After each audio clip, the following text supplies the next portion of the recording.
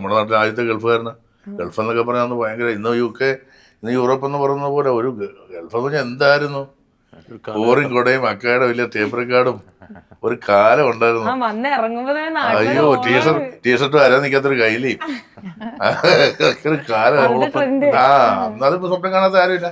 പിന്നെ ഗൾഫിൽ പോകണമെന്ന് ആഗ്രഹിച്ചവരുണ്ട്. ഇപ്പൊ ഞാൻ പറഞ്ഞല്ലോ, പുറത്തു പോയി പഠിക്കണമെന്നും ജോലി ചെയ്യണമെന്നും വലിയ ആളാവണമെന്നും ആഗ്രഹിക്കുന്ന ഒരുപാട് പേര് ഇപ്പോഴും ഉണ്ട്. അതൊന്നും തെറ്റല്ല. പക്ഷെ സക്സസ് അവൻ പോകുന്നത് എന്തിനു വേണ്ടി? ഇവിടെ ഗതിയില്ലാഞ്ഞിട്ടാണോ പോകുന്നത്?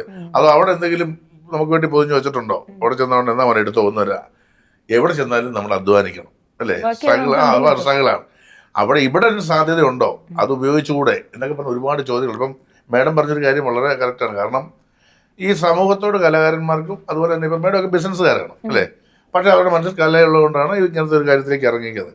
സമൂഹത്തിന് എന്ത് നൽകിയെന്ന് തോന്നുമല്ലോ. നമ്മളിപ്പം പൈസ കിട്ടുന്നു, ഇത് ചെയ്യുന്നു, നമ്മുടെ ഒരു ഉദ്ദേശശുദ്ധി അതിനെ അങ്ങോളം നീതി പുലർത്തുന്ന ഒരു സിനിമയാണ്. അതിനോടൊപ്പം തന്നെ ഈ സിനിമയിൽ ഒരുപാട് രസങ്ങളുമുണ്ട്.